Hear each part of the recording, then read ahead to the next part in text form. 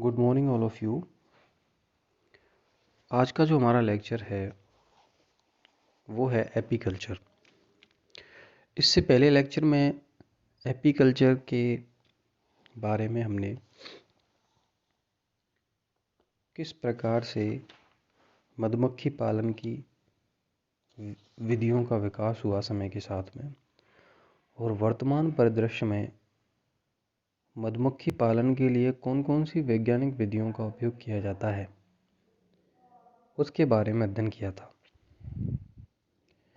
मधुमक्खी पालन में, मधुमक्खी व्यवसाय में कौन कौन से विशेष प्रकार के उपकरण हैं जिनसे से अधिक शहद उत्पादन किया जा सकता है। उन कृत्रिम छत्तों में किस प्रकार से मधुमक्खियों का लाइफ साइकिल होता है, ये आज हम स्टडी करेंगे। पिछले व्याख्यान में हमने हनीबी का क्लासिफिकेशन, उसकी स्पीसीज के बारे में, कृत्रिम मधुमक्खी छत्ते की बनावट, उसका फ्रेमवर्क, उसके स्ट्रक्चरल पॉइंट ऑफ व्यू में कौन कौन सी चीज़ें सम्मिलित की जाती हैं, उसकी विशेषताओं के बारे में अध्ययन किया था।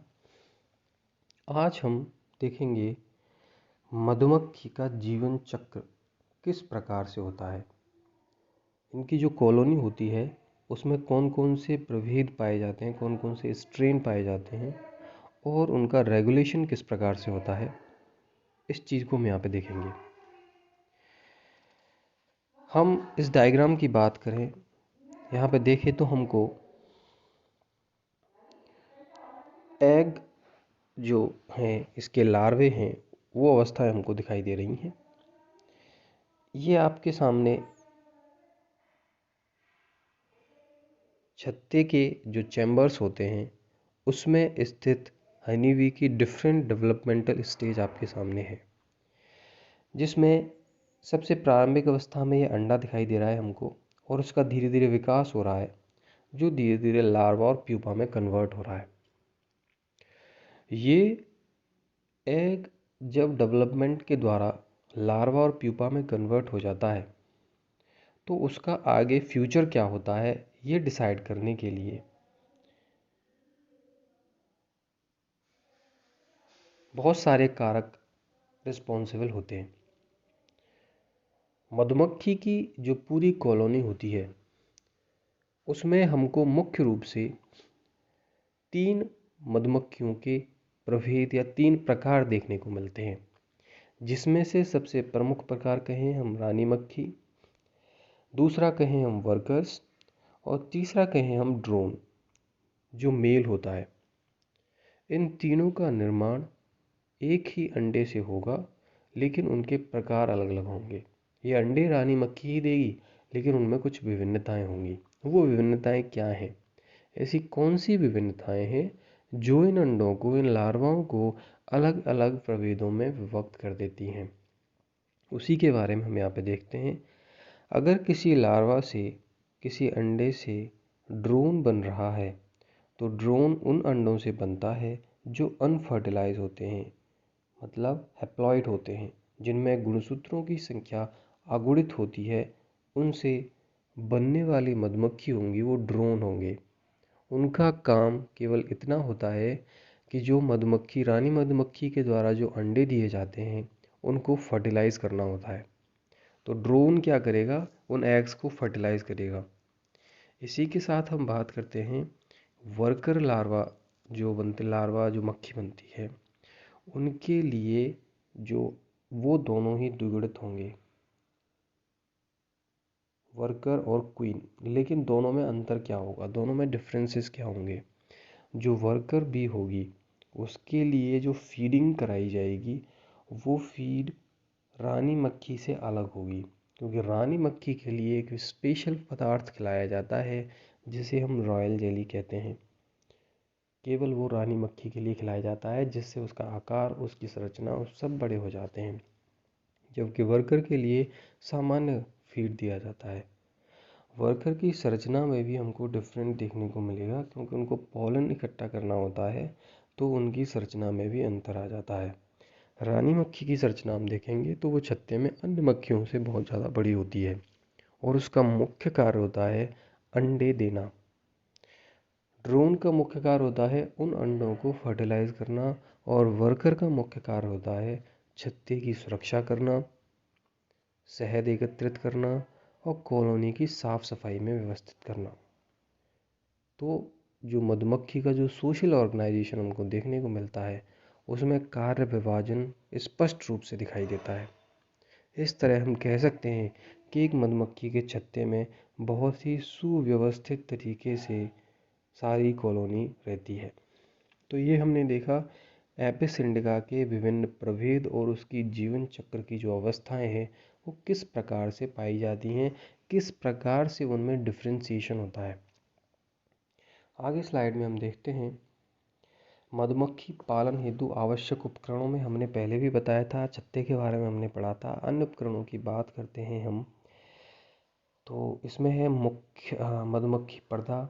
ये बारीक जाल से बना पर्दा होगा जो कि एक डोरी से जुड़ा रहता है। इसे ओढ़कर पालनकर्ता मधुमक्खियों के डंक से स्वयं को बचाता है। ये हम देख सकते हैं एक तरह का कैप होता है, ये कैप होगा, एक पर्दा कह सकते हैं हम इसे। इसमें जो मधुमक्खी पालक जो होगा, मधुमक्खी की छत्ते की जो देख रेख करेगा, उससे जो शहद निकालेगा वो अपने सिर को पूरी तरह से ढक लेता है। सिर से चेहरे को गर्दन तक पूरी तरह से जो जालीदार छत्ता होता है वो कवर कर लेता है, जिसमें से बाहर की सारी चीज़ें दिखाई दे सकती हैं लेकिन मधुमक्खियाँ उसमें अंदर प्रवेश नहीं कर पाती हैं। इसलिए ये उनके डंक से स्वयं को सुरक्षा के लिए बचाया जाता है। इसके अलावा दस्ताने होते हैं जिन्हें जो कार्य पालन करता होते हैं वो अपने हाथ में पहन के रखते हैं। एक स्मोकर होता है जो धुआं निकालता है, जो छत्ते से मधुमक्खियों को हटाने का काम करते हैं। ब्रश होते हैं, स्क्रैपर्स होते हैं। ये सारी चीज़ें हम यहाँ पर देख सकते हैं। ये आधार ये चौखट है जो उसका जो हमने पूरा आर्टिफिशियल हनी भी पढ़ा था उसमें स्थित होती है। ये रानी को पृथक करने के लिए चैम्बर है। तो ये थे मधुमक्खी का लाइफ साइकिल और उसमें पाए जाने वाले विभिन्न प्रकार के उपकरण। अब हम बात करें कि मधुमक्खी पालन हेतु चयन कैसे किया जाएगा मधुमक्खी का, कौन कौन से गुणों का हमें याद रखना चाहिए, ध्यान होना चाहिए कि मधुमक्खी कॉलोनी बनाने में सक्षम होनी चाहिए। इसके जो वर्कर्स हैं वो शत्रुओं से स्वयं की सुरक्षा करने में क्षमता होनी चाहिए। इनमें रेसिस्टेंट पावर अच्छी होनी चाहिए। श्रमिक जो विभिन्न जाति के पादपों के फूलों से मकरंद व परागण एकत्रित करते हों। भोजन उपलब्ध न हो तो एक ही स्थान पर एक से अधिक कृत्रिम छत्ते रखकर उद्योग को बढ़ावा दिया जाना चाहिए। कृत्रिम छत्ते की देखभाल के दौरान शहद जब एकत्रित करते हैं तो कॉम फाउंडेशन फ्रेम आदि का नियमित निरीक्षण करते रहना चाहिए। ये सारी ऐसी चीज़ें हैं जो हमें एपीकल्चर में ध्यान रखी जाती हैं। अब हम बात करते हैं मुख्य उत्पाद क्या है एपीकल्चर का, उसी के बारे में हमारा ये टॉपिक है, ये स्लाइड है। मुख्य उत्पाद की बात करें तो एपीकल्चर से हमें शहद प्राप्त होता है जो एक बहुत ही नेचुरल प्रोडक्ट है और एक टॉनिक के रूप में हमें माना जाता है, बहुत सारी औषधियों में काम में आता है। श्रमिक जो हैं वो मकरंद पीकर इसे अपनी क्रॉप में प्रोटेक्ट कर लेते हैं। वो फूलों पे जाते हैं, उनमें मकरंद ग्रहण करते हैं और अपने क्रॉप में रख लेते हैं। इससे जो लार्वा जो होगी वो जो लार होगी उनकी वो उसमें मिल जाती है और कुछ रासायनिक परिवर्तन होते हैं। सुक्रोज शर्करा डेक्सट्रोज लेवुलोज में रूपांतरित हो जाती है। मधुमक्खी के द्वारा कुछ पाचक एंजाइम इसमें मिला दिए जाते हैं तथा जल की जो मात्रा है वो कम हो जाती है। इसे श्रमिक छत्ते में लौटकर मुख से बाहर निकाल देते हैं। तो आप देख सकते हैं कि मकरंद में मधुमक्खी के द्वारा कुछ ऐसे परिवर्तन किए जाते हैं उनकी क्रॉप में जिससे कि उसको मकरंद को शहद में बदल दिया जाता है। उसमें पाचक एंजाइम मिला दिए जाएंगे, शर्करा का डाइजेशन कर दिया जाएगा, दूसरी फॉर्म में बदल दिया जाएगा। इसे श्रमिक छत्ते में लौटकर मुख से बाहर निकालता है व कोष्ठकों में भर देता है। श्रमिक मधुमक्खियां तेजी से अपने पंखों को हिलाकर मधु के जलीय भाग को उड़ा देती हैं। इस प्रकार मकरंद जो होगा वो परिपक्व होकर शहद में परिवर्तित हो जाता है। श्रमिक शहद के कोष्ठकों पर मोम की टोपी लगाकर इसे बंद कर देते हैं। श्रमिक होंगे उसे पूरी तरह से पैक कर देंगे, अगले जनरेशन के लिए सुरक्षित कर लेंगे। मधु सफ़ेद या पीलापन लिए काले भूरे रंग का गाढ़ा मीठा तरल होता है। इसकी सुगंध उन फूलों पर निर्भर करती है जिनसे मकरंद एकत्रित किया गया है। 1 किलोग्राम शहद तैयार करने के लिए मधुमक्खियों को फूलों के लगभग 1 लाख चक्कर लगाने पड़ते हैं, और हम कह सकते हैं कि प्रत्येक चक्कर लगभग 1.5 से 2 किलोमीटर का होता है, अर्थात 1.5 से 2 लाख किलोमीटर का सफ़र तय करना होता है। तो इतनी मेहनत के बाद यह शहद एकत्रित किया जाता है। तो जो हनी जो प्राप्त हुआ है उसका जो कॉन्स्टिट्यूशन है, जो केमिकल कंपोजिशन है, वो हम देखें तो फ्रक्टोज इसमें 41% जो शुगर होता है, ग्लूकोज 35%, सुक्रोज 1.9%, डेक्सट्रिन 1.5%, प्रोटीन 0.18%, खनिज लवण 33%, आयरन, सोडियम, कैल्शियम, जल, ये सारी चीज़ें इसमें प्रेजेंट होंगी। एंजाइम एवं वर्णक पाए जाएंगे। वाइटामिन्स भी होती हैं, B1, B6, Colin, C and D। तो एक पूरी तरह से ओवरऑल हम देखें तो एक न्यूट्रिटिव सॉल्यूशन हम कह सकते हैं, बहुत ही उपयोगी होता है। महत्व की बात करते हैं हम इसकी, तो यह मधुमेह रोगियों के लिए भी उपयोगी है। शर्करा की मात्रा इसमें कम होती है। एक शक्तिवर्धक पदार्थ माना जाता है जो आयुर्वेद में अनेक औषधियों के रूप में काम में आता है। यह शीघ्रता से पच जाता है। नवजात शिशु और रोगी को सभी को दिया जा सकता है। बीमारियों में दूध की अपेक्षा यह शीघ्र पचता है, शक्ति देता है। मधु का उपयोग आयुर्वेदिक एवं यूनानी पद्धतियों में खांसी की रोकथाम, सर्दी, बुखार, एनीमिया, ब्लड प्यूरिफिकेशन इत्यादि कार्यों में भी किया जाता है।